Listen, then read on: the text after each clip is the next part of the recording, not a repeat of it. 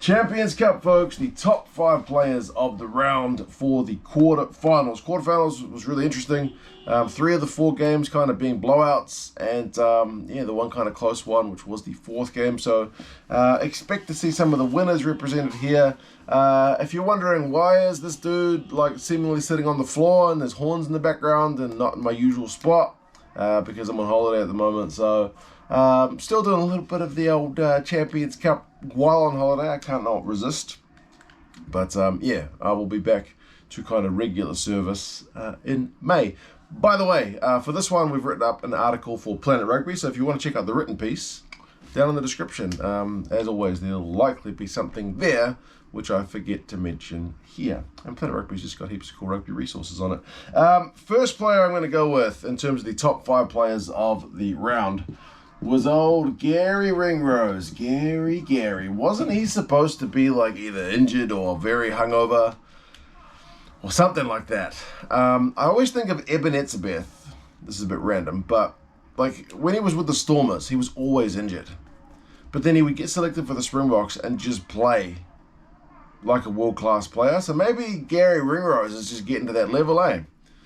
Like, he's been out for ages and then just steps in and is suddenly the best player on the pitch. Like, it's not supposed to be like that. You're supposed to be a bit rusty. You're supposed to take a couple of weeks to get back into your groove. You're supposed to kind of not be able to run at full tilt, whatever it is. But nah, Ringrose was quick. He was sharp. Ran a good support line for a second one. Showed a good step for his first one. Gets 2 tries, what I'm talking about. During the yellow card for Leinster, when there's a threat of Leicester coming back into the game, he gets a line break between a couple of Leicester players, sets up Gibson Park for a try. He draws the final defender as well, I should say, with that one. So, I mean, goodness gracious me. I remember vividly, a few years ago, I made a video about some kind of team of the year or team of the hemisphere or something, and I picked Gary Ringrose, and someone in the comments replied, he's not even the best centre in Ireland. I think he's pretty good right now. Maybe that comment was true at the time, but I don't think it's true now. He's up there with some of the best players in the world. What can I say? I've always liked Gary Ringrose, is kind of my point. Number 2, I went with Thomas Ramos. And I don't mean to just go with like the man of the match guys, but sometimes like the man of the match guys get the man of the match for a reason. Admittedly, Ramos got a close-up look at how quick the halfback for the Sharks, Grant Williams, is, because bam, he went past him like, not like he was standing still, but he went past him. So Ramos did have that unfortunate moment, but man, like the guy must have played football, because you know that feeling when the fullback is tracking back, there's a kick or whatever that he's having to field, and he's about to get smashed as soon as he picks up the ball. Well, he decides to cut out the step of having to pick up the ball, so he just kicks it soccer style to his teammate, which is unusual. That's not the kind of thing you see every day, but it was very impressive. He ends up getting a couple of tries as well, just like our man Gary Ringrose, and one where he did like a big old swan dive. But I mean, Ramos was involved in the build-up to many of those efforts, like him, Dupont, Intermark. I mean, even LaBelle to a degree, not the guy can pass. Not that the guy can pass that well. Aki, they all combined, I thought, really well. And it's kind of not surprising. 29 points he got, a couple of tries, and then 19 points from the boot. What can I say? It was a pretty impressive shift from old Ramos. Number 3, not a man of the match guy, and I went with Jack Nowell from Exeter, the captain. I thought he put in a bit of a captain's knock, but sadly for me, the theme of the backs continues. I would like to kind of, have everything up. And I should say these are not in any particular order. I just wrote 1, 2, 3, 4, 5 on the board. So far, this is the order in which the games were played. Nowell, he scored a try. And I said theme of the backs continues, but it was kind of a forwards try.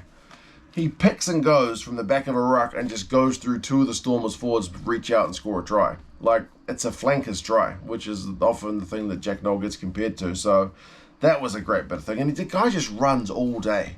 You got to love a guy who just chases and chases. I mean, Jimmy O'Brien was doing it in the Leinster game, but just chases everything. Like the Hartzenberg try. Hartzenberg has got the wheels for the Stormers. He's definitely going in the corner.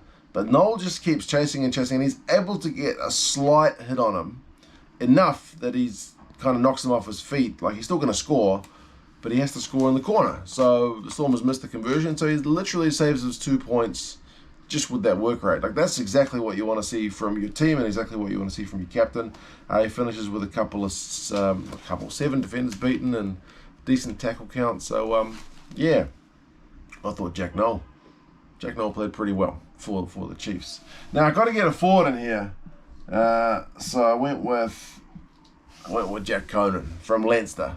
I went back and watched the highlights, admittedly, and I wanted to see how many times do I see Jack Conan just in the highlight moments. I mean, it's different to watch the whole game, obviously, but just in the highlights, and he was cleaning out a ruck, pushing in the maul, like popping up a lot. And I noticed that during the game as well, but it was kind of pleasing to have that reaffirmed. Him and James Ryan, I thought, were guys that just looked like they were everywhere. So that's like core stuff that's maybe not as flashy as some of the stuff we would have seen from Ringrose and Ramos and Nowell and whatnot.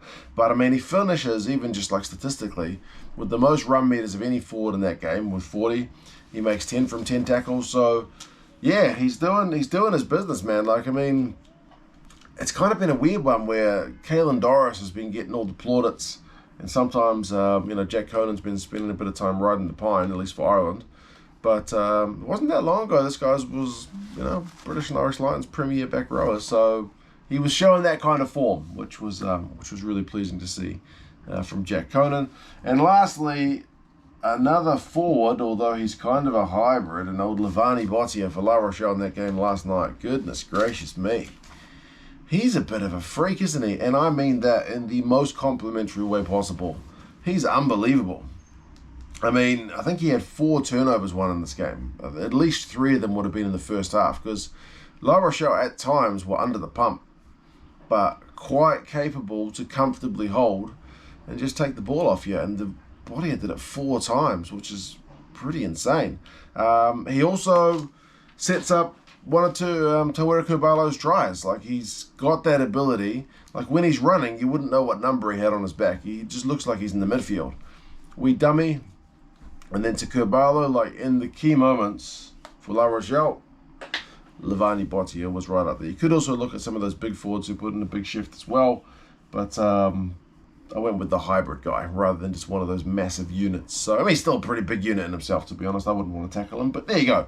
Top 5 players of the week. Remember, the article's down in the description on Planet Rugby. But yeah, you guys, those any thoughts? Who were your top 5 players of the week? Would you have any of the losing team players in your team? Not team of the week, but like top 5 players of the week. But yeah, you guys take care, and back to my holiday. See you later.